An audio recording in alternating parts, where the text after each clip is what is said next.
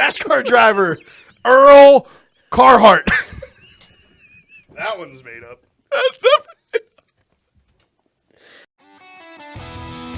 Welcome back to the Jojitorium. Well, I think remember too, whenever we found the German Scheiser corn. Let's not lie to each other. You're in twerk classes over there. That's what Yeah. That's all it is. The fitness class. Working on them TikTok videos you like so much. Dead face.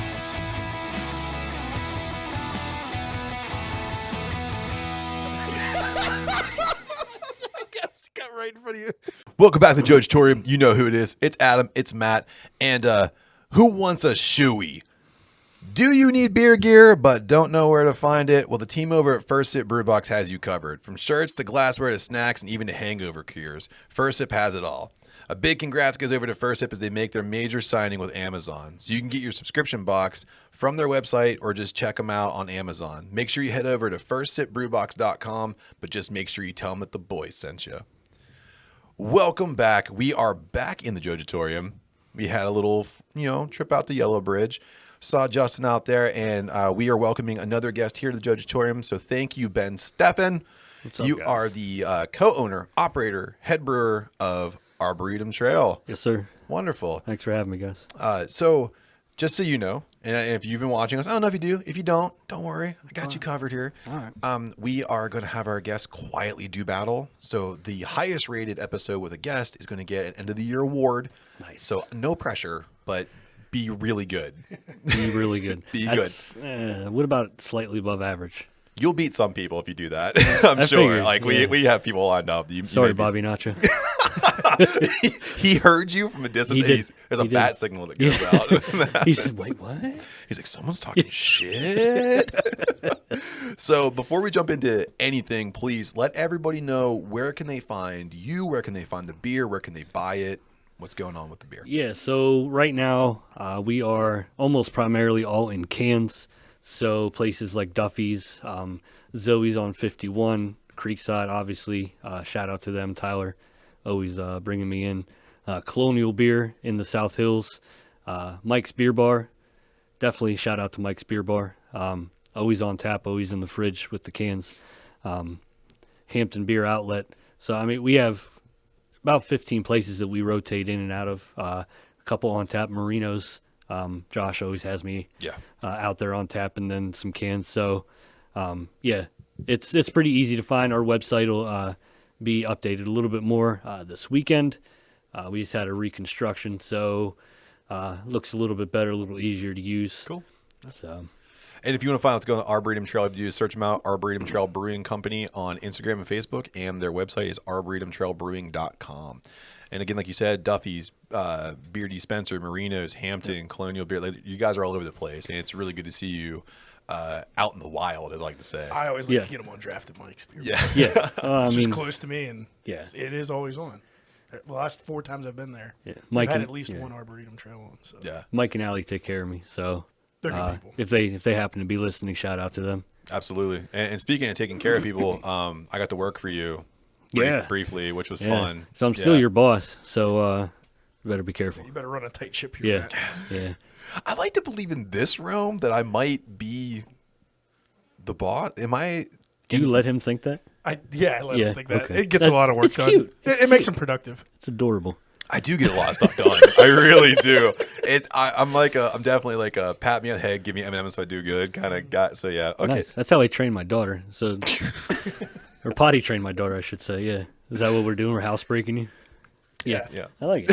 He's at about a 90% success rate. This is positive. Yeah, I'm really good. I don't do it in public anymore. It's Yeah. only when I'm at home really comfortable and I don't want to break away from the TV. And One more bag of Reese pieces and you'll have it down. Yeah. oh, for sure. Yeah. Absolutely. Yeah. Maddie likey Reese's. Thank you. Thank you. Maddie phone home. So, thank you again for coming by. And as you can see here, this lovely display of beers that we have, thank you for bringing these by for us. Absolutely. Because if anyone watches this or listens to us, we love beer. Yep. So we are in round one. You brought a shit ton of beer. So we put them together, call it round one beer. So what are we drinking first here, buddy? We're going to start over here. This is newly canned today. An old favorite, but with a new wrap on it. Shout out to Dax Singletary, the guy who does all my artwork, logo work, and everything artsy. So, just browning around, it is a American brown ale with wildflower honey, harvested from Sunny Rose Ranch out in Jefferson Hills. Chris Vario is my honey dealer. I don't think Nice. I'm the only guest that you will have that has a honey dealer. That's pretty sick, dude. Everybody should have one. Yeah, You are absolutely. the guest so far that's mentioned. Yeah, I think same, everyone that's- else is like trying to keep it underground, but Ben's making boss moves right now. Absolutely. I mean, he takes care. I mean, we have I have a saison that's gonna make an appearance out at Alter Genius during nice. their saison fest. Some black locust honey from Nice. his farm. So it's gonna be pretty sick. Sounds good, man. Yeah. But anyway, I'm yeah. sorry. Back to No, so man. this is the honey brown, just browning around. I like that, man. And it's canned today, so we're getting Yeah. that fresh, which know, is it's- nice. It's Yeah. the good shit. Almost, straight from the source. I was ready to say, man, it's right from the cow's teat, Yeah. as they would say on the farm. With that murderer's row we got up front there, I am glad I'm off tomorrow. Speak for yourself, buddy. We are recording on a Thursday. We do have a busy week, but If my boss is listening, I will be showing up for the first 4 hours tomorrow. I think it's fair to say that there's no way your boss listens to our podcast. But if they do, hi. Adam doesn't binge drink. Much doesn't binge drink much. Yes. So while we sip on this delicious beer, and we'll come back to it, and we'll talk about it a little bit. But what we really want to do is get to know you, get to know Arboretum Trail. But first, we're gonna break that big news. Yeah. We're gonna break that big news, Hit it. and thank you for allowing us to be the first podcast that. Well, besides the one he's on. Beside the one he's on. Yeah. No, right. The one outside of, that one. We're the second podcast that gets to break it. Let's just Yeah. put it there. It's all right. So you are taking over formerly Couch Brewery's Right. space. Right. So just how excited are you? If by excited you mean terrified as shit, yeah. No, yeah. it's a nervous excitement. Yeah.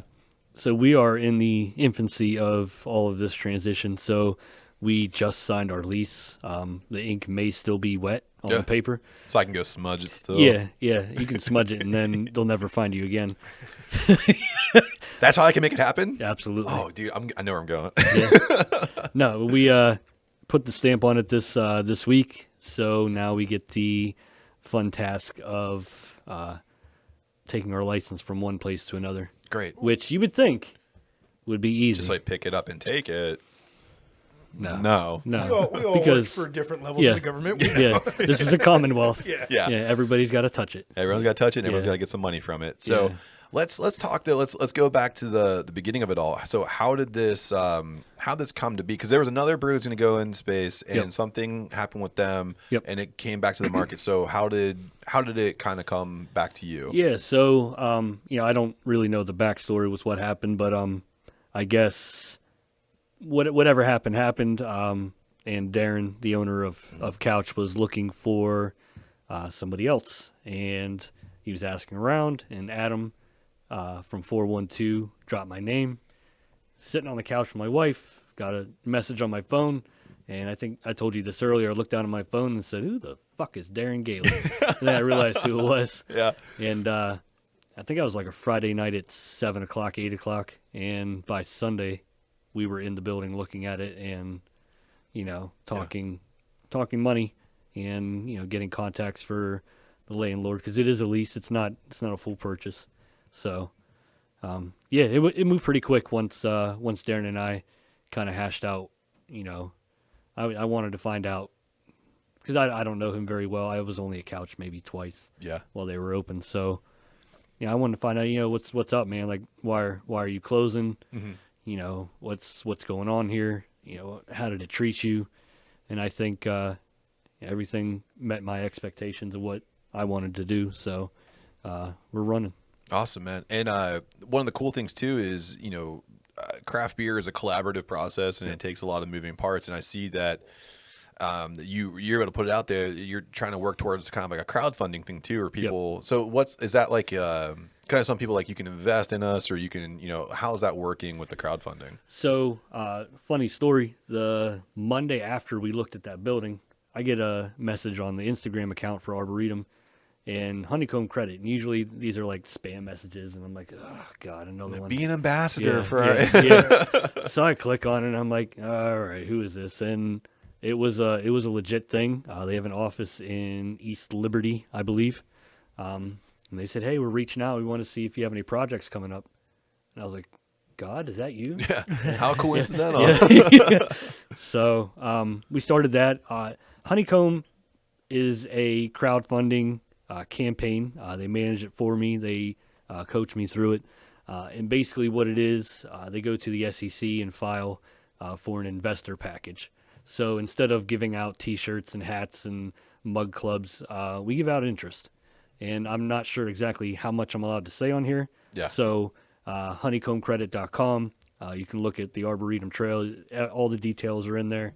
There's even a section for Ask the Owners. So if there is a question, either hit me up there or Instagram, message me, Facebook, message me. I'll answer all the questions I can. I'm not sure what I'm allowed to. No, absolutely. Yeah. And we don't want you to cross over something that, because we don't want you to overstate, and then people are like, I get like one of the distillery. Like, and I checked it out, and I think like those type of questions you can direct to Honeycomb if you look at the Arboretum set up on their site. And I do know that other breweries and other businesses in Pittsburgh I've gone to have used them and had great success. Yeah. So. There have been, I think, 3 or 4 breweries and distilleries that have used this office in Pittsburgh. So awesome. And then, I mean, obviously across the state and across the country. Cool, man. Well, I've talked to them on a non-serious level at just Beer Fest, and they ask like what level we're at, and they're very inquisitive and very nice people. I've done no business with them yet, but so they're small business focused, really, Oh, which is awesome. That's their only focus is startups and then expansions. That's kind of their thing. When I say startups, it's not brand new. Yeah. Because you really don't have any technical collateral. But somebody like me, just jumping off, doing that expansion, it's perfect fit. So we're trying to get that through. That's good, man, because sometimes these banks look for something that's going to generate money first year, and they're putting some pretty high expectations. And it's good to know that they understand small business and that small business has more bumps than big business. And, it's all a learning curve, and, me and Adam doing this podcast, it's kind of small businessy kind of, and how many bumps have we ran into just doing this. Yeah, and if you just read through it, like Honeycomb's like, not anything like dealing with a bank. Like it's much more beneficial to the business and the investor. So would you say it's like a bit forgiving? Not even forgiving. Just there's you gotta go look, but the interest is better than you'll get on anything through an institution. There's less red tape. Like that's cool. The initial application probably took me 2 hours. And they asked for balance sheets and they asked for bank statements, which is obvious. Yeah. I mean, you can't just say, "Oh yeah, I have this money." So we could all say that, right? I swear. So I mean, as long as your books are in order and you don't have anything weird on your credit, it's green light go. Cool, man. So you talked briefly too about Darren from Couch. Yep. Is there any kind of beyond like, hey, how was this place treating you? Or is there going to be any kind of like collaborations with Darren in the future about like the brewing system and kind of like showing you guys what's up? Or so that's a good question. Darren and I I'm keeping him kind of off to the side right now because he and I said let's get that lease worked out, and I kind of give him some updates and everything of what's going on, and then he and I have a gentleman's agreement of how some other things are going to work. So, and now that's moved into the actual on paper signature type stuff. So that's our next step beyond the PLCB is figuring out transfer of equipment and assets and things like that. So, we are taking everything. I will say that my brew house is coming over from the garage. Oh, cool. Because I'm transferring the license, so there's no way I can. Right. Okay.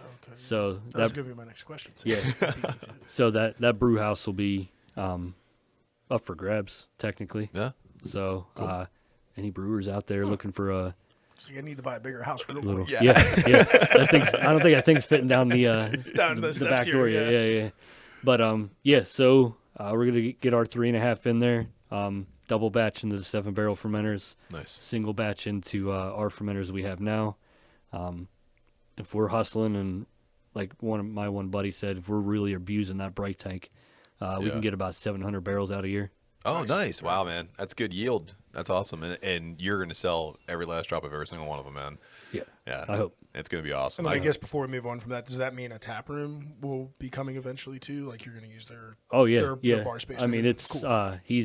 He's selling us the bar, the tap system, the whole thing. All the I mean, it's literally turnkey. Not quite turnkey, but it's about as turnkey as you can get. Yeah, without putting your touch on it, I'm sure. There's gonna be, I mean, there's some paint going in. There's new tap lines that have to go in, just with change of ownership. Yeah. Trying to think, we want to put in something with the flooring. We have an eye on some wood tables, kind of get the the tree theme. Nice. Yeah. Cool. Yeah, Dak's gonna do some artwork for us on the walls and stuff. That's gonna be cool. Yeah, because I do like all the can art is so cool to see him put that like on a bigger scale. It's gonna be like really he's sick. got. I mean, certain beers have all these certain characters on them, and I told him, I said, I think it would be cool to, either actually put it directly on the wall or do some blow ups of those and hang them around. For sure. Because it's in a tap room, you don't necessarily always see the cans. So I don't want his artwork to get lost in that shuffle. Yeah. So I'd like, his touch to be there too. Cool, man. So we were talking about, going into a larger brewery, into a tap room, but you had mentioned before that you were on a small scale.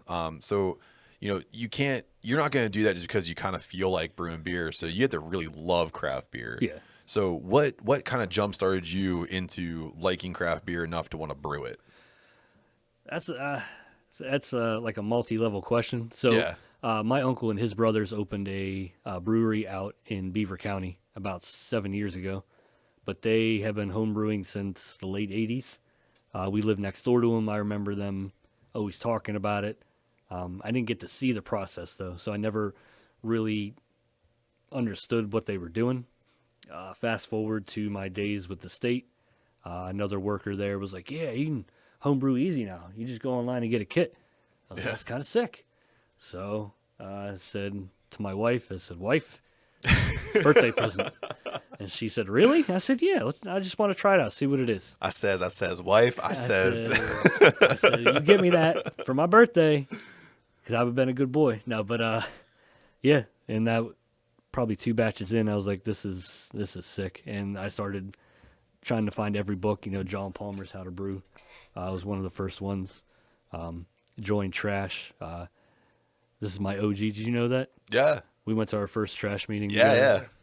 So the link up was. And look who grew. Yeah. We both grew. I just doubled in size, and he I don't know, what's 20 times? Yeah. You're even more. You're there. Oh yeah. You're there. I'm comfortable where I'm at. Well, I mean, this is a good segue into kind of what I wanted to announce here. I'm kind of giving you guys a special announcement. Oh yeah. Yeah. So I didn't want you to feel bad about the second place. So this is it's kind of fitting that it's here anyway. So my goal was to always want to help other brewers and almost like an incubator. Yeah. I know some other people call it that, so I don't know if there's any copyrights to that, but helping other brewers get their name, get started, because I'm going to be completely honest, and I'm talking directly to you. Distribution only is, I don't know if I'm allowed to say, is fucking bullshit. It's a fucking nightmare. Yeah, you can cuss. You can cuss as much as you want to. YouTube ain't monetizing us yet, so they can't pull anything. We have 12 subscribers, but they all love us. I mean, if I had to go back, I mean, I'd probably still fucking do it, but it's just, I mean, constant, because not only do you have to sell to the wholesaler, or not to the distributor, but then you have to go in and then try to sell it from the distributor to the customer at no profit for your own. Yeah. So it's just... You're breaking even. Well, you're just getting no additional profit off of that. It's not even that. It's just, I mean, some days I go and I look at my can inventory and I say, what the fuck am I going to do with all these cans? Right. Yeah. And it's just constant emails, constant calls, and just... So it's fun, but at the same time, it's it's a hustle, man. Yeah. There's no off days. I don't think I've taken one full day off in like 2 years. Oh, jeez, man. So like I'll take little bits and pieces here and there, but I mean maybe Christmas. But I think I dry hopped on Christmas. Yeah. So I mean it's always something. But so anyway, so I want to do an incubator program, and I would like Bash Brew to be the guinea pig. Yeah. We're in. I don't even care the date is. Yeah. So Awesome, I mean man. once we get kind of our feet on the ground and get going, you know, we'll talk about what that looks like. Yeah. And, Let me know for sure. I know how to get to your new place now. Yeah, I've been there a few times. I think you've been there a few I times. know where the walk-ins are and everything, so I Yeah. can help. Yeah. Wow, man. But yeah, I'd love to. So with the addition of a new piece of machinery that should be coming pretty quick in when we get there, getting beers out will be a lot faster. Yeah. So, and then, you know, if we have to, we'll just take the homebrewers way and just use Voss and fucking ferment Get it out everything as in quick 3 as days. Yeah. Well, thank you. I mean, you know, just having you on was, you know, what we really wanted, and to, you know, I don't know. It's like a dream come true to actually hear that's. Yeah, it is. For me, you're not even invited. Well, God damn it. Decaying, Well, decaying with the boy. Start.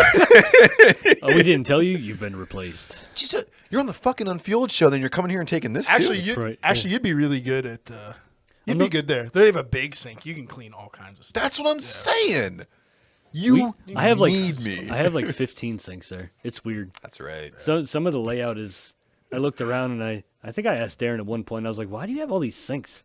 And he kind of looked at me and just. It just like, Okay. it's like, oh, That's cool. I mean, I just wondered.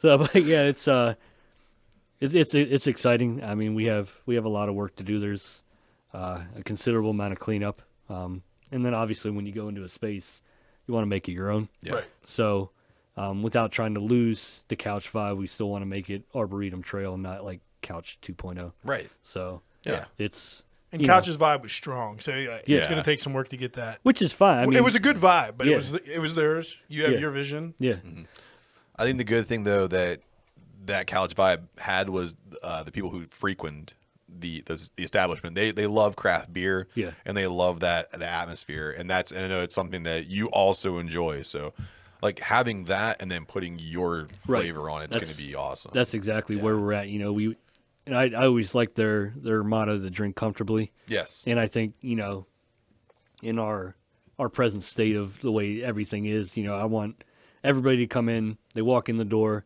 and even if I haven't seen you, hey man, good to see you, come on up. Hey, thanks guys for coming in. You know, that vibe of like, oh, I've never been here, but they act like they've seen me 10 times. Right. So, and that's, you know, we want to keep that. For sure. Yeah. Good, man. Instead of drink comfortably, it can be Arboretum Trail. Access for a beer. Yeah. There you go. So I'm sorry, you lost me on that. Access. for a beer. Axe. The tree thing.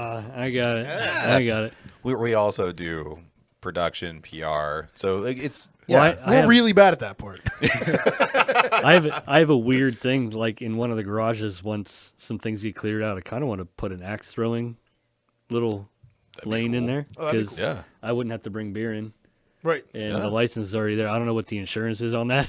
It's got to be like I mean, your ridiculous. coverage has to be at least $5 million. Easy, dude. Yeah. So I mean, I don't know if I'm ready to pay $1,800 a month in insurance. I was gonna say there's guys like me who drink way too much and decide to throw axes, so it's gonna be a lot of money. Yeah, I mean, but it'd be cool. Get a waiver program started. Yeah. There you go. Sign. Sign here. Get your official Arboretum Trail flannel. Yeah. Yeah. Yeah. That's awesome. That'd be really fun. And Yeah. tying it all together, and that could be like a mini tap room. That's awesome, dude. So a lot of ideas, but first is to actually open. Yeah. Yeah. But it's good. It's good to have ambition though. Like to have other things in the brain. Like you're just making the soup, man. That's where my mindset's always been, especially Yeah. with this, is that, you know, once something is locked in, okay, I'm on to the next, I'm on to the next, on to the next. So I'm constantly trying to stay 3 or 4 moves ahead. Constantly trying to keep us, you know, I don't want to sit and get comfortable and think, okay, well, now what are we gonna do? No, it's always on. So Right. and that's what you'll see with Arboretum Trail. It's move slow to move fast, but we're getting it done. Was it smooth as fast, fast as smooth, that kind of thing? Yeah.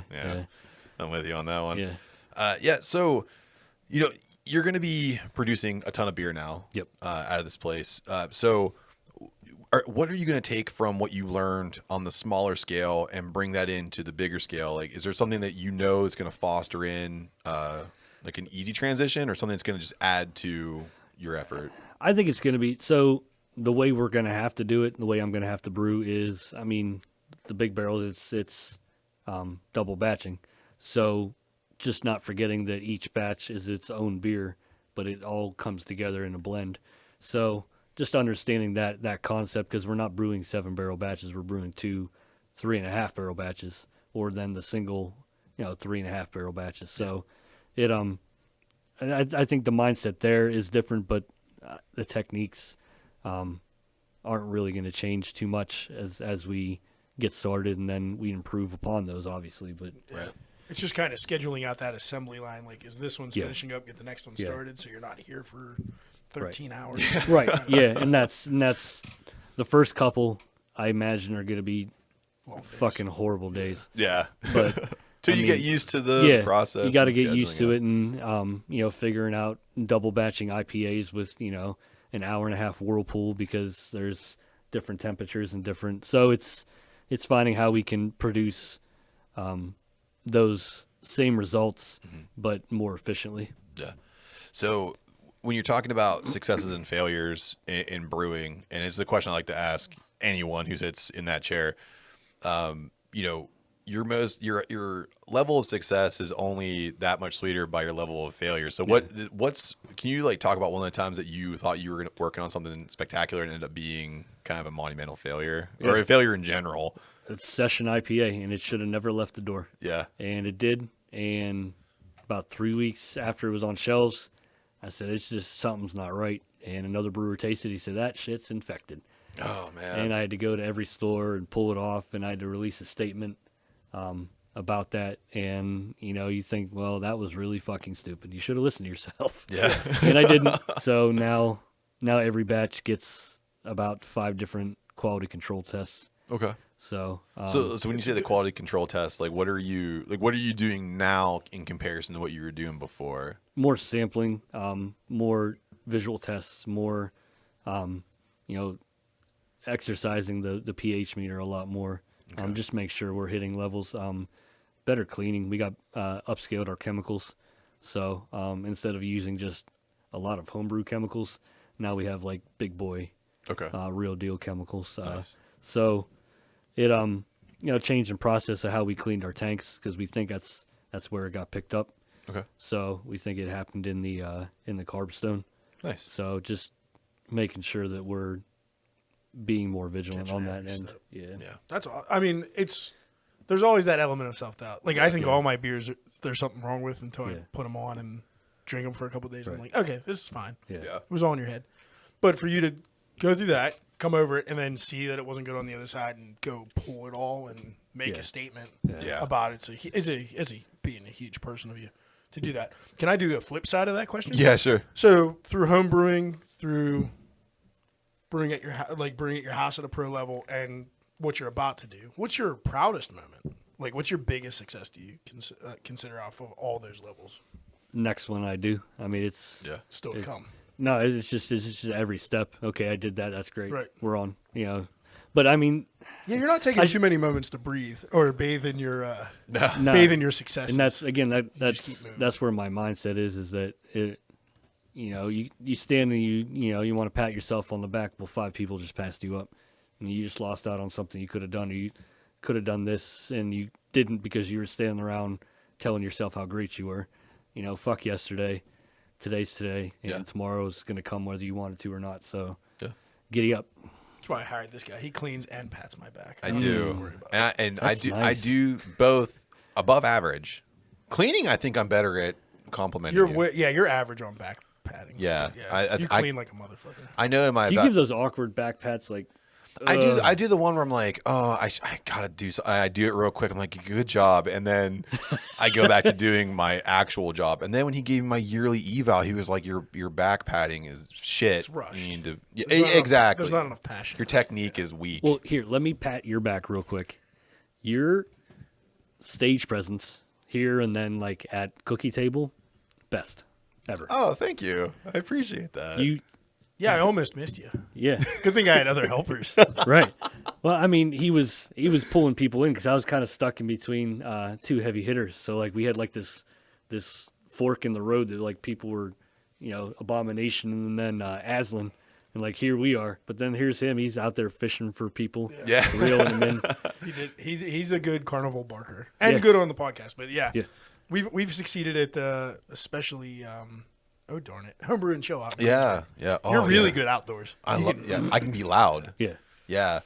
It's I don't get to be loud very often, so whenever I get to be loud, it's so much fun. And the fishing is like that's my go-to move. Cookie table. Me and you were like little fishes in the big ponds because I had Cellarworks and Aslan. Aslan was between us. But the cool thing though, and I said this before, one of the cool things was you went somewhere and the dude from Aslan went somewhere, and it ended up being it was all Bash Brew running on these tables. The poor guy from Aslan was doing both sessions without a bathroom break. So he was like, do you guys mind manning my tap? I was like, yeah, I can't screw it up too bad. I got you.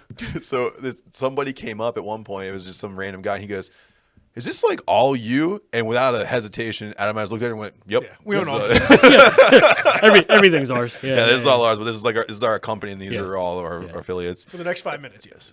and then Matt from Aslan came back. He's like, how'd you do? I was like, I think we did okay. Good, sir. Pat me on the back. Can I have a sticker, please? Thank you. So last question before we move on to something a little different here. Yeah. So new space brings new equipment, which may bring new styles. Is there anything that you want to experiment with when you're in the new space? Yeah, man, I can't wait to do lagers. Okay. We're definitely going to do more sours. I'm not a sour drinker, but I made my first one with 412 for cookie table, and I like the process. I like it's different. Like you're getting flavors from puree and messing around and leaving it on overnight. Like so, there's that odd unknown when you walk in to see how it's doing. But I think we're gonna do some more of that stuff. It's probably gonna be kept mostly in house, if not all in house. Easier to regulate temperatures and everything. Yeah. So it's it's exciting. I may or may not have already ordered bale racks and barrels. There's definitely room for them there. Yeah. Oh yeah. Yeah. There's tons of room, and I'm just excited to see what you guys do next. You have a great mind for beer, and clearly you're hungry for it. So I'm excited to see what you guys do. Thanks. And also to go back to this beer briefly. This was what was the name again? We went to just Brownin Araun. Just Brownin Araun. Classic brown. Classic brown, enough sweetness with the honey. Just perfect, man. This was actually my first developed recipe as a home brewer. Yeah, nice. And you brought it over to it had to come over. I think brown ale especially is underrepresented in craft beer in general. Absolutely. And I think if you can make a good one, it should be on quite often. So that will be a mainstay. I'm really happy that you're saying that because you're right. I'm a sucker for a good brown ale, and if it's good, I'll never stop drinking it. So it had that brown color you expect. It had the nice chocolatey caramel notes, and then the honey makes it it makes it more interesting than your common brown. Yeah. So gives it another wrinkle that I think everybody should go out and grab. And what's the ABV coming in on that one? 5.6. So it's totally drinkable. Easy drinker. A nice day drinker. And it's light enough too, where I can have that in the springtime too. Like it's not something that's too heavy that I can't have in the summertime. It's an all season beer. Yeah. We have a pumped up version. It actually happened by accident. That's always my favorite one. It got cranked up to I think it was 8.1. When I was still a home brewer, so we called that downtown honey brown. I like that, and that'll probably make an appearance at some point. Awesome, cool, man. Yeah, I'll be first in line for that one. Yeah. So you know this if you listen to us at all, or anyone's told you about us before you came on. We are a combat sports podcast. We do a lot of wrestling. So you're entering our lightning round.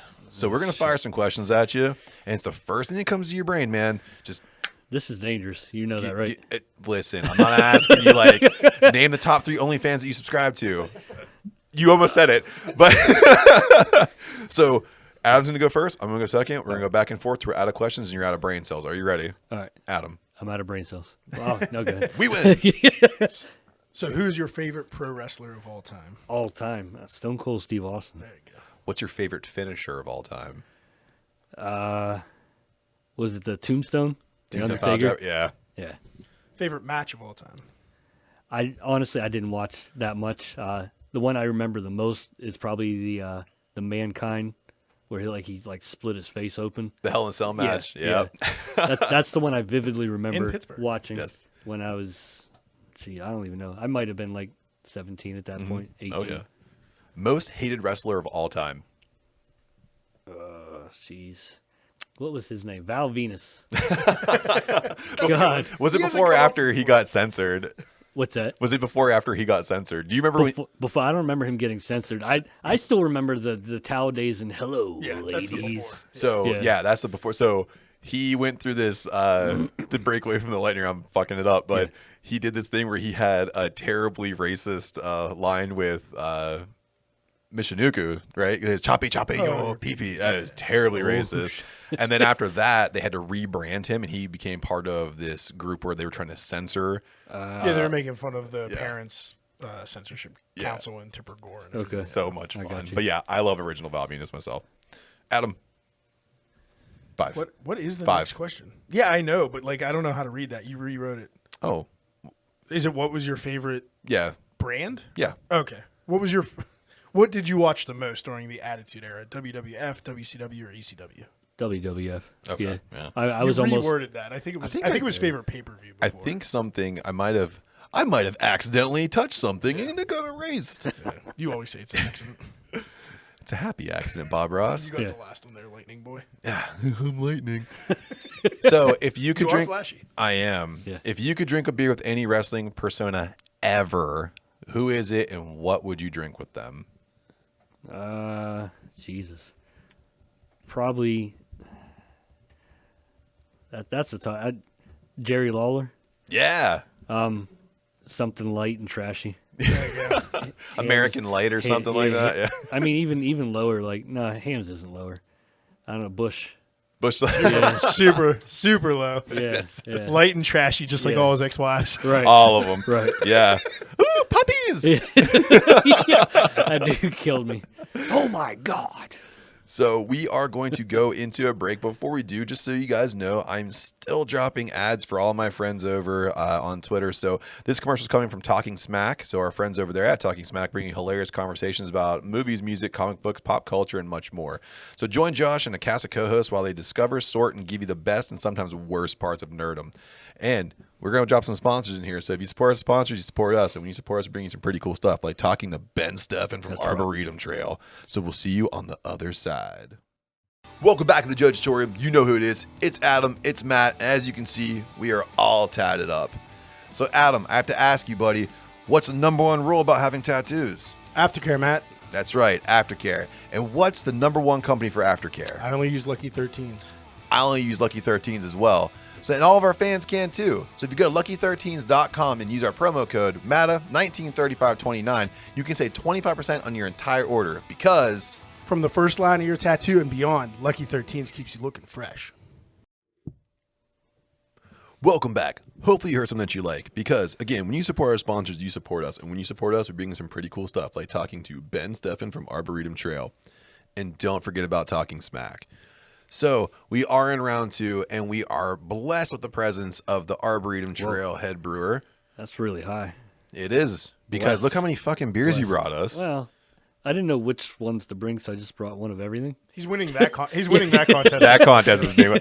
So pick from your armada of beer for us to have one next year. It is. Today's Thursday, right? Today's We're Thursday. recording on Thursday, so hashtag TIPA Thursday. It is Hashtag. So here it is. Yeah. Beyond Pluto, and the camera can see it there. Yeah. It is a triple IPA. It is 10%, and it does not taste like it, at least to me. See, now that's why I like them sneakies. They sneakies. So speaking of fueled by hops and everything, we kind of made some brief mentions to it, but you're on another podcast. Yeah. The Unfueled Show. The Unfueled Show. Yeah. So Ryan and Nick decided that they wanted to have kind of a counterbalance And the best way to do that is to get on, the interwebs and talk shit on each other. So, we talk a little sport, we talk a little beer, kind of throw in a lot of shit talking. So, but yeah, it's fun. We're not opposed to having some guests on there. So, that might happen. You know what? You're making eye contact with me. If you want to bring me on, it could be exciting. We'll see what happens. Yeah. I get a little loose sometimes. He gets stuff pulled off YouTube all the time. All the time. Well, we do edit. The show goes from like an hour and 20 minutes down to like 40 some days. But I'll say we're getting there. The first interview we ever had, we had a third mic and we were on there and we did so terribly. And we were just bad to the host that she had to pull it down.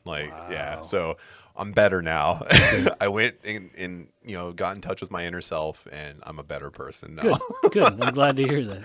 So you're talking about talking shit on your podcast, and we like to talk shit here on this podcast, but first we got to get some ammo. So I threw it out to the social media for a little bit of a smackdown, and this was a special Super Bowl Sunday sized social media smackdown. So I asked everybody, during the big game, America's big game, big burly men smashing each other, what the fuck are you guys drinking? Wow. Yeah, I really want to get people saucy for it. Yeah. So what were you guys drinking? And we got some, responses here. Coors, Harpoon, Modern Times, Tattered Flag, Founders, Bud Light, Hams. And I know, I was drinking some good stuff. And I know I saw some pictures from you. Yeah. Yeah. So I had a kill shot that I for some reason forgot to post it. Well, I know why I forgot to post it. Yeah. I had so many beers. Do you have anything that was like a standout? I think I sent Hams in, but I didn't just stop at Hams. No, I know you wouldn't. Oh, okay. Well, I had some Hams. Okay. And friends of ours, Alan and Elise, brought some nice stuff from the brewery in Las Vegas. I want to say, or maybe California. They got it from a friend in Las Vegas. Nice. And some Imperial, which is my favorite. Oh, yeah. I subbed in some heavies along with my Hams. Nice. And I had some Topo Chico seltzers too. Those things are so good. What is it? I'm not. Topo Chico, like the they made just seltzer water, and it was like super carbonated Mexican seltzer water. Really good. Now they just started making hard seltzer like a month ago. At least. So do they use Mexican water? No, there's no monos in I can definitely attest. No. Yeah, okay. I had a few the one night and I drove home comfortably. What about you? Anything? We actually, wife and I cracked a Aslan Alexandria, so stout with peanut butter, banana, and Tanzanian vanilla, I believe. Nice, if I remember. It was different. Banana and peanut butter and beer is.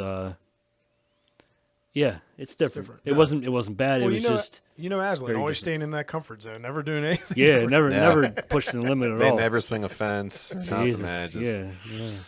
Come on, man. Take a risk. It's kind of like another brewer that's really close, but it's not me. Yeah. Hey, what's this? Fuck it, throw it in the beer. I got a plain Jane Red Ale in the front right now. That's it. We're taking it back to the simple building blocks. We're gonna blow people's minds. Yeah. Just you wait and see.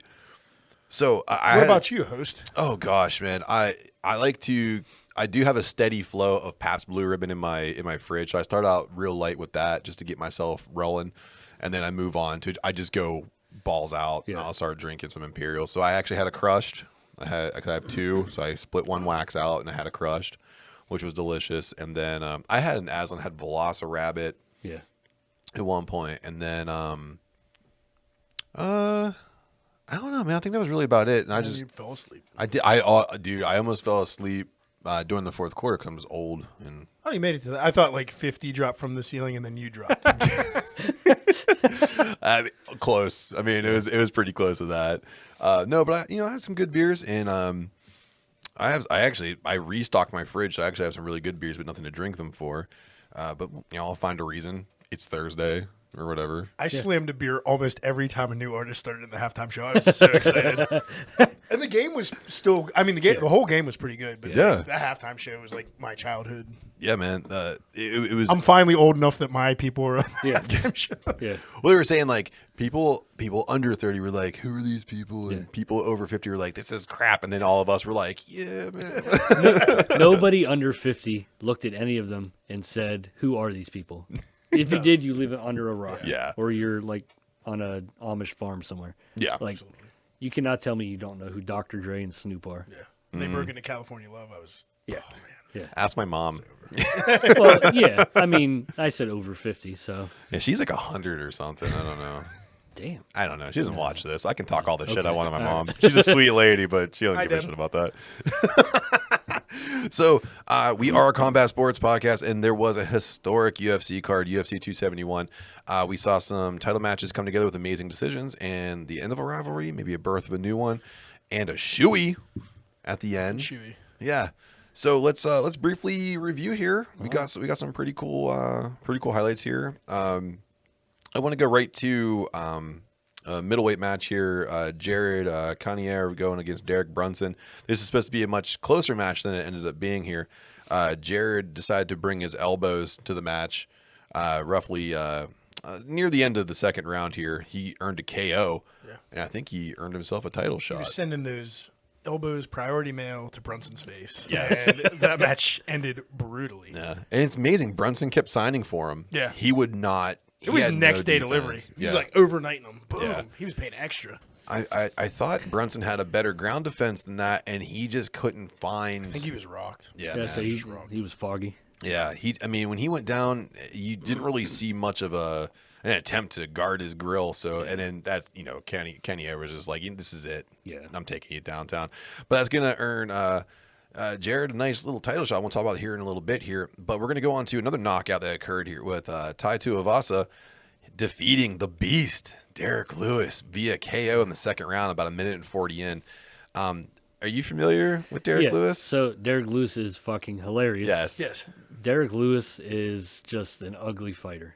Yes. Yeah. And I mean that in the most adoring way because I love watching him fight. Mm-hmm. But at the same time, he is either going to knock somebody's head off or get gassed and get his teeth knocked out. Mm-hmm. And the last 4 fights, correct me if I'm wrong, have been the latter. Yes. So I think the reign of Derek Lewis, unless he gets much better cardio, is probably on the way down. It's a possibility because I think now people are realizing if you kind of circle a little bit and kind of play the long game. You literally some people, not Tai Tuivasa, no, because he just ate some shots and then gassed them out. He had the if you have a steel chin, you can. Yeah, he had the Homer Simpson approach. Like just let the guy punch himself out and then knock him out. Yeah. We did get to see the very rare knee from Derek Lewis. He did which throw connected. Yes. Tai Tuivasa ate that thing and kept moving forward. Yeah. So, you got to give Tuivasa a lot of credit here. Yeah. And then when it came down to it, you could just tell Tuivasa's gas tank was better, his chin was better, and I think his striking was better. It was more concise, more precise, and that just works out. And then he gets to have a shoey with everybody in the crowd. Something I made fun of whenever we were doing predictions, and now I got to eat my words because I think Tai Tuivasa could probably eat my lunch, and I might be a Bet's a Deal idea. Oh, taking a shoey? Oh, God. Anyway. Like, take a shoey out of, your shoe? Or the loser takes a shoey out of the winner's shoe. Oh, I don't want to lose. I'm not a germaphobe by any stretch of the means, but I can't. My feet are nasty, dude. Mine are, too. Yeah, I got some jam in there. Better pick a high ABV. Disinfect it a little bit. Disinfect your surroundings before you drink. But yeah, Tai Tuivasa, my second favorite heavyweight, right behind Derek Lewis, just as a person. Yeah, so it wasn't a big loss for me. And Derek Lewis, if he continues to fight, I'll watch it. Yeah. If not, HBO or some premium cable show should give him a clip show. You have to watch a Derek Lewis fight. There's no reason not to. But I would just like to see him have some longevity. Yeah. Because his first, 9 fights were epic. Yeah. I mean, just knocking heads. Yeah. And then everybody was like, oh, wait a second. This dude's really, really fat. Yeah. So Super I'm just going to run around for the first 90 to 120 seconds, and then I'm going to go knock his ass out. Yep. And that's pretty much it, too. But I will again, two of us had to weather a storm to get in there. Yeah. He's thrown knees before. I remember watching the highlight. I can't remember the other fighter. I remember the dude got clipped in the gut, and then he came in with that knee and just about punted it over the 50-yard line. Yeah, he's so strong. And when he does throw that knee and it does connect, it looks like it's just getting hit with a baseball bat. Yeah, it looks ridiculous. His balls hot. Yeah, he's got to poop, man. I got to poop, man. Nah, he didn't hit me in the stomach. I just got to poop. So we move on to the match that everyone was dying to see. It's Izzy and Taker. I'm gonna try to make it sound like a WWE match. Izzy and Taker. Izzy and Taker. Yeah. Yeah. What? I don't like either of those nicknames. All right. Well, I mean, they do call him Izzy. Yeah, they call him Izzy, and I'm calling Robert Whitaker Taker though because I miss Undertaker. Because his championship shots are dead. Yeah, they are. So unanimous decision here, despite the fact whatever Robert Whitaker says, you could definitely see that the champion striking is unparalleled. I mean, it's balanced. It's forceful. It's correct. Unconventional. Yes, unconventional, but very counter. Yeah. He waits, and you can tell he's very patient, and his cardio's through the roof. I mean, and we were talking about this off mic before we started. Like, this championship lineup through UFC is completely locked down right now. You have an absolute murderer's row from featherweight to heavyweight right now. So, except maybe those really lighter weight classes are bouncing around. I don't know keep track of those, but. Yeah, from at least lightweight up to heavyweight, they're on some pretty tough competition right now. Yeah. So, and we said earlier too, with the finish of Derek Brunson, Jared Cannonier he's setting up nicely for a title fight against Izzy. So you got to think here: can Jared bring that brutality to the match against the technical ability of the champion?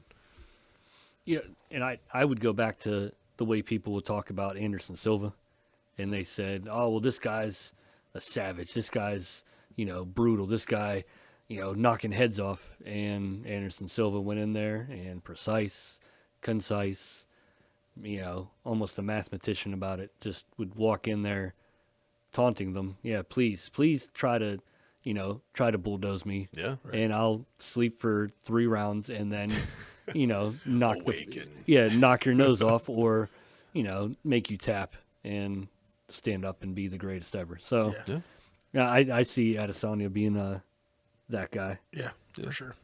In the same weight class too. Yeah. That thing's past. I mean, he's got the same build. Yeah. That Anderson Silva had. He's got the same he moves abilities. up. He's just even quicker. Yeah, which is terrifying. I don't to think he about. has the ground that Anderson did. Yeah. Well, I don't think he does, but you also never have to see it. Right. I mean, he unless he goes up to light heavyweight again. Yeah. Gets laid on. And for a couple rounds. why would you? No, I think that experiment's done with. Yeah. Nice try. I never understood why guys want to, unless you just to grab a second. Unless you're but I mean, he cleaned out the division before he did it. Yeah. Because he's back. Well, they brought the guy that looks like steroided out Ricky Martin up. the guy he beat last. I can't remember his name. Yeah. But he literally looks like Ricky Martin. You're right, he does, and I can't think of his name. They knocked him out. So Ricky Martin got destroyed. Yeah. Ricardo Martin got destroyed. Ricardo Martin, that sounds about right. And then Whitaker for the second time. He's lapping fights again, just like a lot of the champions. They're lapping fighters. And speaking of lapping Whitaker, he thinks that they can run it back for a third time. He's thinking that he said, and he didn't want to take anything away from the champ, but he said that he felt that he had won the later rounds. He got himself steady, got his feet about him, had more significant strikes. He might have won round 5, but first 4. Maybe. He was outclassed. Yeah. Little tip for Robert Whitaker: start stronger. Yeah, exactly. Learn Come to out of the fucking gate finish. And have fun. I think he should maybe go fight Brunson and see what happens there. I think Brunson really gives him a run for his money. Yeah. I think Brunson's strong, and it's going to be really hard to get inside of him. And that's kind of where you have to go against Adesanya. You have to get inside, get the takedown, and start working to the ground, but you have to get past everything else to get in there. Right. Yeah, a bunch akin to the Spider. I mean, once you got inside of him, it was almost like you got past the first level of the final boss, and then you went to the ground, and it's then like, you realized by the way, there was a mega boss. Yeah. Because he's a fucking, 18 level black belt in jiu-jitsu. It's a platinum belt or some shit like that. I think at one point, No, it might not have been him, but I want to say that he did like some weird like rope choke on somebody. Yeah. And then just stood up and walked away. And you just look at your TV screen like, the fuck did we just watch? We just watched someone get murdered. Yeah. And it happened very slowly. Like Joe Rogan's freaking out. He's screaming into the television. God bless him. I missed Joe Rogan's commentary because he's very good at talking about the setup into submissions, and you didn't get to hear a lot of that, like people actually getting position on the ground. Right. And that's something I missed out on. Hopefully he comes back to. And I know there's lots of controversy about him right now, but I don't really care. I like him announcing UFC fights. I like Cormier on. I do like him too. But they would do him together, and it was. Yeah, I was gonna say do the triple threat. Him, Cormier, and Aziz, or not Aziz. Oh damn it! I did call him Aziz. That's not Aziz. Sorry. I actually, you know what? I just miss Mike Goldberg so much that I can't. Yeah, it's the guy who took over from Goldberg. He's good. Yeah. So. Damn it. I can't remember his name either because you said Aziz and that's now it's stuck in my head. Yeah. But don't worry, because I'll just clear your brain out because we're going to give a quick shout out to a friend of the podcast, the Pitbull, Andre Arlovsky. Is he really a friend of the podcast? I think so. Yeah. Well, we call him a friend. Yeah. He doesn't know that, though. I've DM'd him a couple times, and he's looked at them and never responded. So he's looking. So why is he a friend of the podcast? Because he looks at the messages. Because Matt sends him literally the statement "send nudes" after every fight, and he hasn't reported Matt yet. Yeah, so he just hasn't responded, and that's friendly enough for me. I'm concerned for you. Yeah, I am. Too. You should be. You realize he likes older, hairy Russian men. I was gonna say you realize he's Russian, right? I'm okay with that. Like they lie in the shadows. Oh, that's what he likes. He likes that. Ruskies. I'm fine with it. You're okay. All right. So going from unscripted combat to some scripted combat, real quick, we got to talk about Cody Rhodes has left AEW, and there's a rumored big push for his return to the WWE. This was initially considered a work, where everyone thought like, oh, he's going to try to turn heel, come back, and like quit, come back, and actually get into the world title. So I don't know if you watch AEW at all. I will admit, and I apologize, I haven't watched wrestling in probably about 20 years. That's fine. Not a problem. Stone Cold Steve Austin was your favorite, so I'm forgiven. Yeah. And you're totally fine. Yeah. So just to give you a brief background here, Cody Rhodes is one of the founding members of AEW, and at some point he lost a match where he could no longer compete for the world title in AEW. So everyone thought this whole like I'm leaving AEW thing was to not have a contract, re-sign a contract, come on, and now there's no clauses, and I go for the title. Yeah, and AEW has done stuff like this where they make very different, convoluted stories, and they make them work out. Yeah. No, Cody Rhodes. This one's true. This is true. This is for realsies. Apparently, it's crazy. There's all kind of rumors about him now being like troublesome in the back. Say, whose wife did he sleep with? No one. No. Yeah, he's got Brandy. He's doing fine. Yeah. No, it looks like maybe some of his like booking power got taken away. So like he was part of making the matches and the storylines initially in the company. Looks like that got yanked from him and maybe ruffled some feathers. That's the latest reports.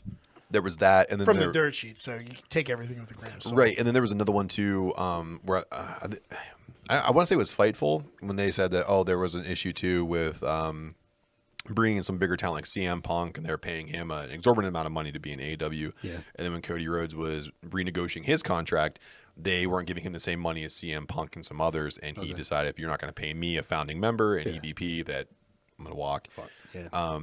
And you know it's real too because he has a reality show and they yanked it.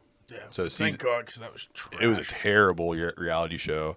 It was called Roads to the Top. It was terrible, but you could tell like season 2 was being filmed, and they're like, "Oh yeah, dude, we're not going to put you on Return WWE."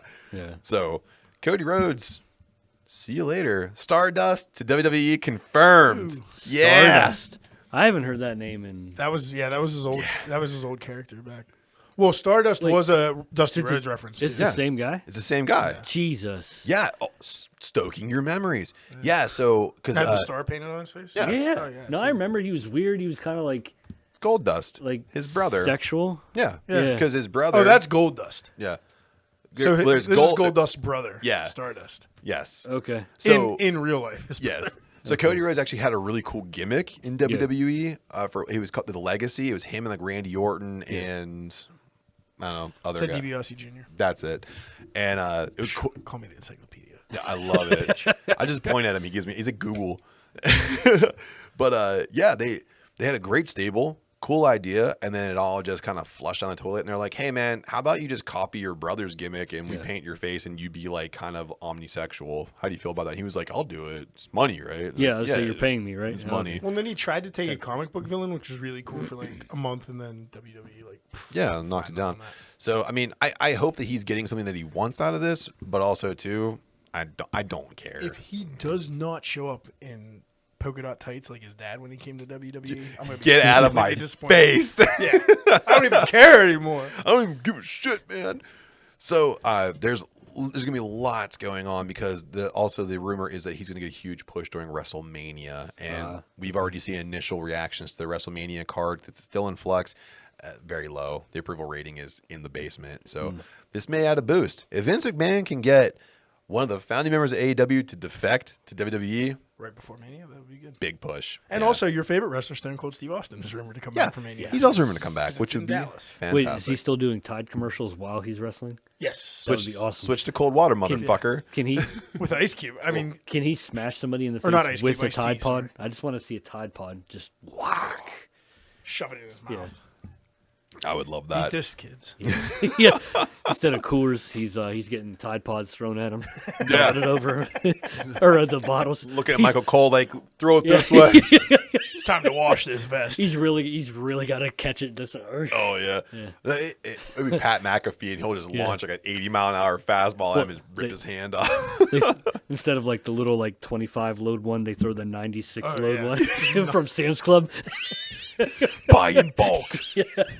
Yeah, and other big news, after WrestleMania craps to bed and everybody's feeling bad about it, AEW is coming to Pittsburgh the week of April 20th. Yeah, 420, baby. For Dynamite and Rampage. So. Which is cool. I'll see you there, everybody. And also, too, they always film I'll be some wearing dark my Decane stuff, with too. the boys t-shirt. Yeah. And they always film some dark stuff, too. I think they do it all on the same night, too. So you buy a ticket, and you're probably there from 7 to midnight. Yeah, so that's pretty cool. And AEW takes me from 6 to midnight, so good stuff. Wow.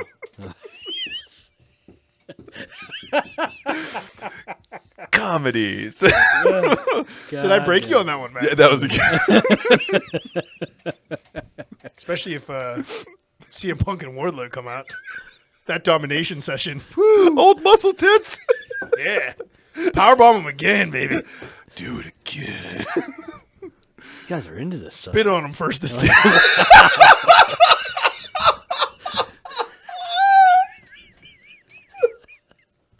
One more time. You'll just hear somebody in the nosebleeds going, it's me. The $20 ticket. You get to show it. So we're going to move on into a segment I love. I really love this segment now, especially when I get two very skilled brewers in front of me because I get to ask questions and I get to learn something. But There's a very skilled brewer in front of you? Yes. Just one right in front of him. Two. And then me off to his cockeye here. Yeah. My weird peripheral doesn't work anymore. But before we do that, we have an armada of beer. We're doing another one? Select another. So now for your enjoyment, we have the Imperial Milk Stout, sweet to death. Again, Dak just tore this artwork apart. It's amazing. Yeah. My favorite can out of everything you brought today for the artwork. And what I'll do too, I'll make sure I'm going to take nice shots of everything, and it's all going to be on Instagram, so you'll be able to check that out. And then I'll tag your artist too. Yeah, you're going to be on overtime with photographs. I always am, man. That's fine. That means we get to drink shift beers after. So Absolutely. This is a 9.1 Imperial Milk Stout. Pretty straightforward, base stout recipe. A little bit of Madagascar vanilla in there. Yeah. But nothing too fancy. We always like to say it I'm too, not seeing man. Matt a lot of this one. It's we always like to say it too. I'm glad you chose a very cheap ingredient like vanilla that you can just go right out and it's like in the mud of Pennsylvania. You just stick your hand in and you just pull up a whole bushel. So there's a website. It's like Spice Rack or something. They sell an extract.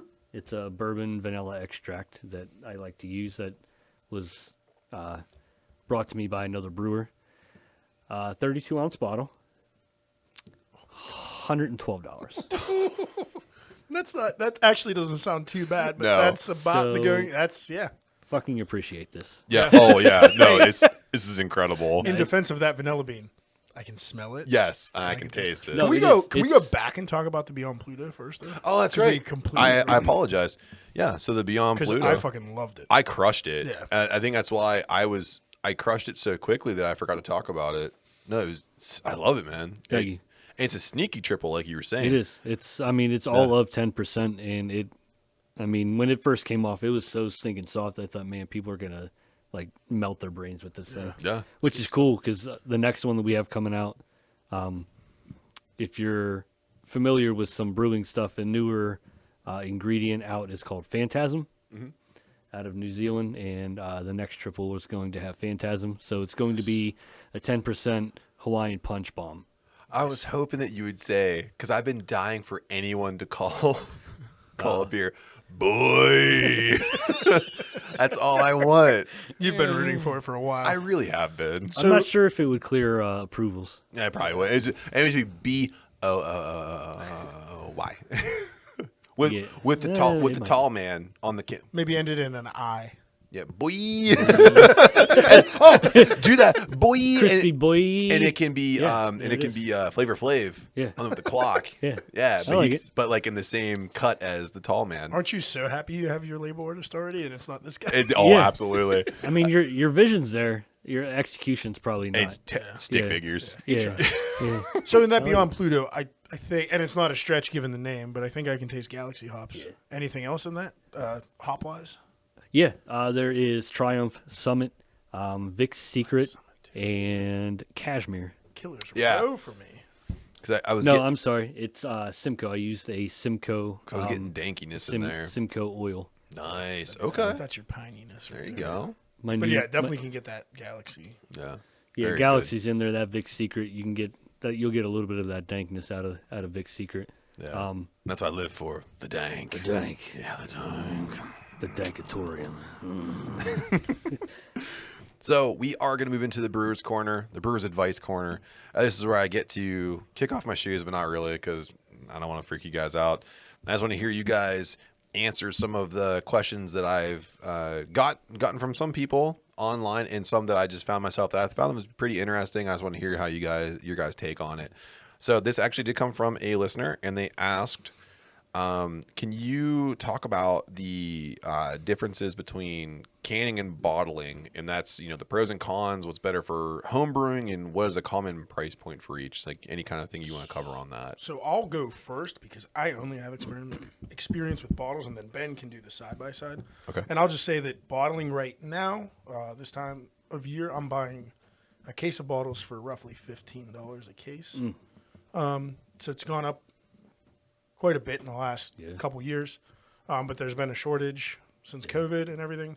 But it works fine. You can reuse bottles as long as you clean them well. Yep. Caps are cheap still. Yeah. And that's all I really got. I mean, keep them out of direct sunlight. Yeah. That's one advantage to cans I can say. I personally like to drink cans better now. In the last decade, that's changed for me. But bottles are fine for home brewers. Just whatever you're comfortable with. I just know canning's a bit more of an investment up front to get your stuff in a can and get it sealed over bottling. Cause I can only say that comfortably because a bottle cap crimper is like $15. But so other than that, I'll give it over to the guy who's canned and bottled before. So now that I've canned, I hate bottling. So I will bottle, obviously, some different things, but as we go on. But I mean, canning is king. The sunlight factor, that's huge. For homebrew, I just don't see it being economically worth it to can. Because I mean, if you want to do it correctly, you can't use the bottling wand.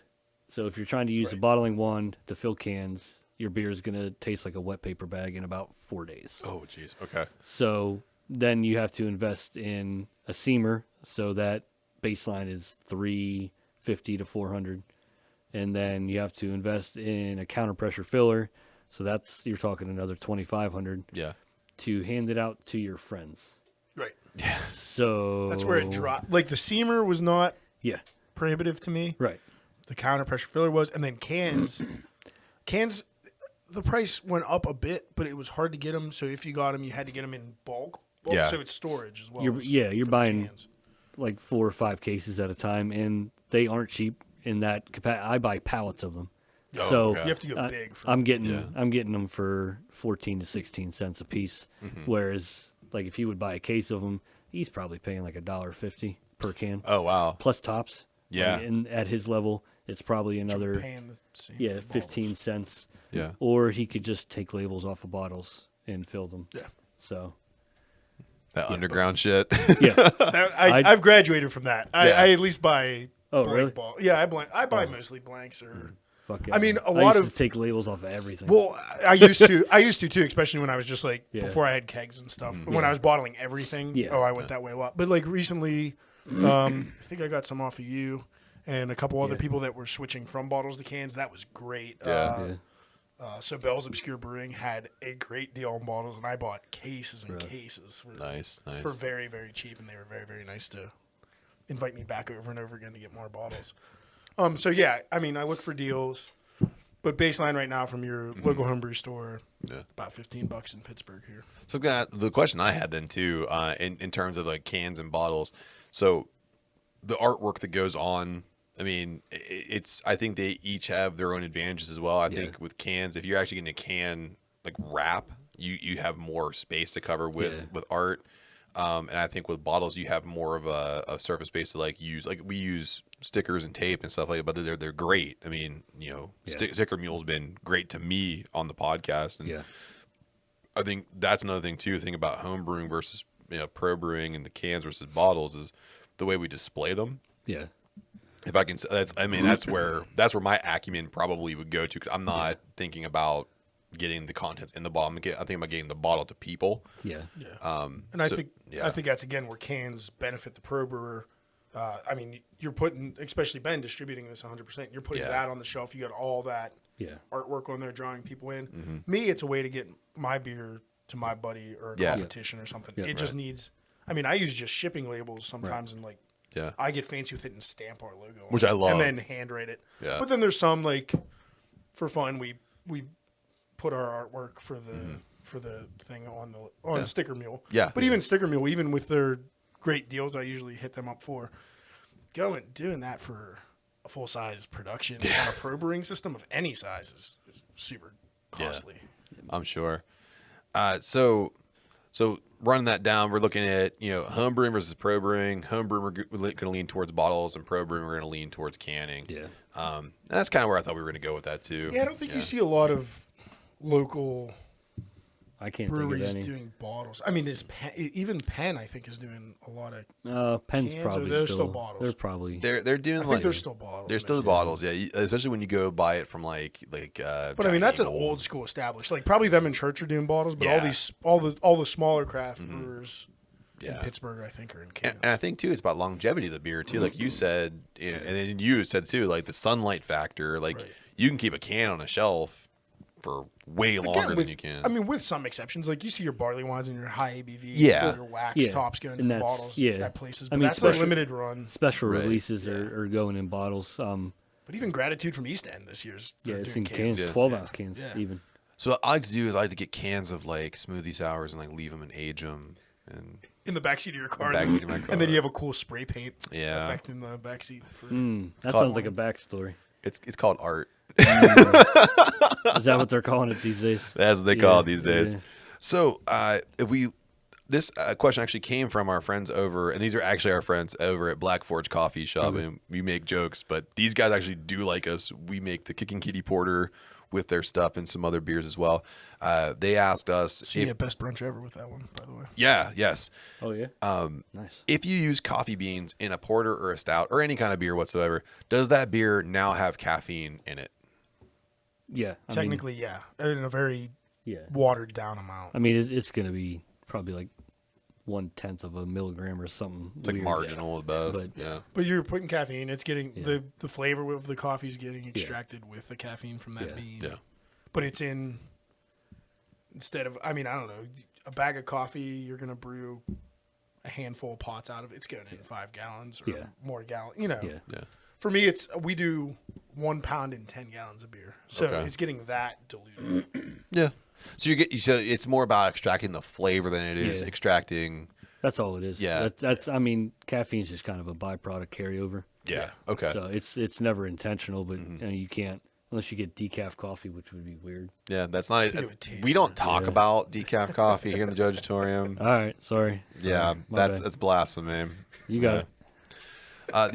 But it's funny that when we talk about like caffeine and beer, everyone likes to bring up. If you remember the Drew Carey show, the Buzz beer, where it was like their caffeine content was like 200 milligrams per bottle or some shit like that. So like basically, you're doing dumb things way faster. Yeah. Just crush your butthole in the morning. You have to be, man. Like you wake up and just like everyone get out of the way. Wasn't there? Didn't somebody do an alcoholic like energy drink for a while? Yeah, Four Loko. Yeah, that's right. Yeah, people were fucking ended up in the hospital and shit.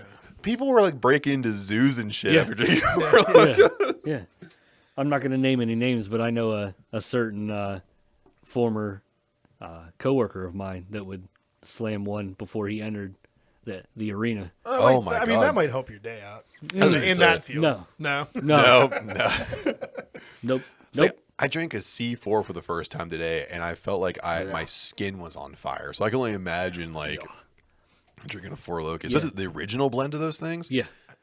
Wow. Like he would. Doesn't it also like taste like battery acid? Yes. It's not like nothing's. I've had like a 3-ounce taste, and it hurt. I like how you called it a 3-ounce taste. It's like this is classy. Yeah. When I get my Jaeger bombs, I just slowly sip them. It was here. Try this. Took it. Went. Oh yeah. God! My tongue came out of my mouth. Looked at me, slapped me, went back in. It's like and begrudgingly went back in too. It's like you're gonna do that again, aren't you? Stomped, and said, "Fucking do this again." I'm out. I'm a monster and bang man. Yeah. I would say it's. C4 has pre-workout in it. I didn't know that. It's got like pre-workout. I've always got high blood pressure. I can only drink like one a month now anyway. That's what I'm saying. I'm on coffee. I started about a year and a half ago. I started using a product from AML Supplements. Okay. It's a powder and it's a non-crash. It's about $30 for 30 servings. Mm-hmm. Should probably look into it. I'll send you the information. Yeah, but it's sure. No sugar, no taurine, because that taurine's gonna make you crash. That's the tweaker stuff. Yeah, I had this stuff for a while called Sneak that I really enjoyed, and it was kind of the same way. It was like it gave you like a natural boost. It wasn't too crazy. It's called Dopa Rush. That's what. Yeah. It's good stuff. I mean, shoot that our way. We'll use it on the next brew day. Yeah. And we'll put it in the beer. Efficiency. No, we will not. That's a bad idea. We'll put Sneak in the beer. No, we will not. So the last question here that we got, and this is actually from me, because it's something I wanted to know about. How do you seek out collaborations from other brewers? It's just becoming friends with people and talking, and I mean, one that just came up with we haven't set any timetable or anything, but another brewery was like, "Hey man, congratulations!" First 15 minutes, the announcement came out on Fuel by Hops, and he's like, "Yeah, it's it's the place I first started, my first commercial brewing." I was like, "Well, let's go, bro. As soon as we get set up, let's do something." He's like, "Yeah, absolutely." And it's always like a give and take sort of thing. So, I have where is it? This guy here. So it's 3 breweries, myself, Mondays, and Lynx. So we did one at Mondays, all on tap, and then we did one at my place, all in cans. Nice. So it's just it's figuring out what works for everybody. Sammy at Mondays doesn't have cans, so now he has cans. Cool. And I'm not on tap in that many places, so now I'm on tap. Yeah. So mutually beneficial. Yeah. It's got to work for everybody. And it gets Lynx in both because they're they're Lynx pretty exclusive to where they serve theirs. Yeah, he's I think you'll see him a little bit more mainstream, but I mean they have their golf niche, so if you're not a golfer, you may have not even known they existed. So yeah, and for me, I'm like the angel of death for collabs because I've collabed with Couch and I've collabed with Fury and I collabed with both of them on one. And well, couches. We're never doing a beer. Growing and changing. No. I don't want you to revoke. I've also done homebrew collabs with like Doortop, and they're doing. Yeah, great. they're doing fine. So right now, we should call them. It was months. Can we to years after I did those collabs where I enjoyed to death those places. And our beers did well. Very Horsemen did very well. I say, can we resurrect Four Horsemen, but then like make me Jesus or something on the label? I mean, you got to talk to Nacho about that. Yeah. But I know Nacho would love to resurrect it. For sure, yeah. And then they and so would Justin. Randomly found like a barrel-aged version of it just hiding out the one day. Yeah. I may or may have not collected some hardware that still had the Four Horsemen rye as a collar on it. Well. Nice. Yeah. Okay. Yeah. Proceed with caution. Yeah. No, it's empty. Oh, okay. Yeah, I just still had the collar on it. It had the collar on it. Yeah. So we're moving on here to what's on tap and where can you find us. So before we jump into what's on tap here in the Brew Lab and the Jojitorium, Ben, what's on tap at your place right now, and where can we find your beer? So, I mean, newest beer is going to be In the Trees, the collab with Mondays and Links. That is going out into stores tomorrow. So you'll see a Colonial Beer, Bridge City Beverage. It's too late to announce it now, but we're having a sampling at Bridge City Beverage tomorrow. So on Sunday, you've missed it. But go get the beer. Go get the beer. Go get the beer. Go get the beer. Yeah, it's also taking a ride up to Paris's Cap and Cork up in Erie. I do distribute up to Erie County about once a month. So we'll be on tap up there as well as cans.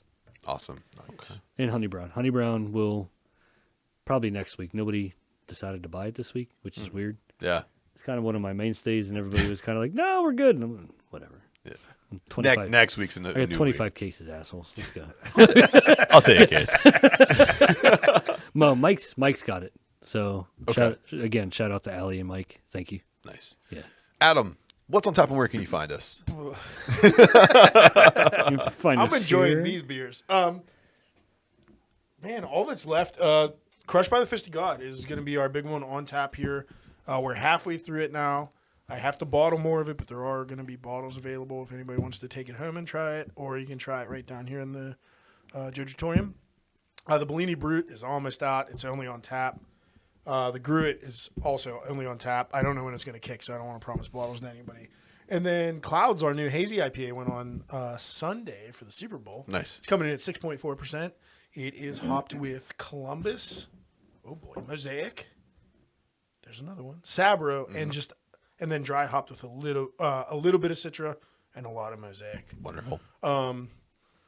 So there's that one. And that's our lowest at 6.4. Yeah. And then coming up for St. Patrick's Day, a whole keg's promised somewhere, but we'll have a limited amount of that on here in the Jojitorium as soon as I get some space. Nice Irish red. Yeah, it'll be ready to go into kegs next week, but Nice. it's whether I have keg space available. Yeah. So if you want to know what's going on with Arboretum Trail, it's Arboretum Trail Brewing Co. on all social media. It's Instagram and Facebook, and their website, arboretumtrailbrewing.com. If you know what's going on with Adam down here in the Brew Lab and the Jojitorium, it's at @bash_brew on all social medias, Facebook and Instagram. He's also on Untapped. And if you want to know what's going on with the boys down here in the Jojitorium, we are Decay and WTB on all social medias, Facebook, Instagram, and Twitter. You can send your questions, comments, and whatevs into decayandwtb@gmail.com. And birthdays. Speaking of which, happy birthday to our favorite cable guy, Larry the Cable Guy. Happy birthday, brother. Wow. That came out of nowhere. You just saved That's how I do shit. That's how I do him. Back pocket just ripping it. It's always there. It's like a shotgun pointed at you. It's when he tries. It's usually when he tries to end the show. Yeah. It's like, oh, here it comes. Hey, that's a legit birthday today too. Larry the Cable Is it Guy. legit? It's legit. It's his birthday today. Also, No, I know it's his birthday, but I made him up is for he the first legit? couple episodes. Oh, he's not legit. His name's like Henry. Okay. he's Flinkler. from Miami. Yeah. He talks like I do. Enrique Escobar is his name. Yeah, fucking Christ. I just made him instantly from Miami when you said Florida.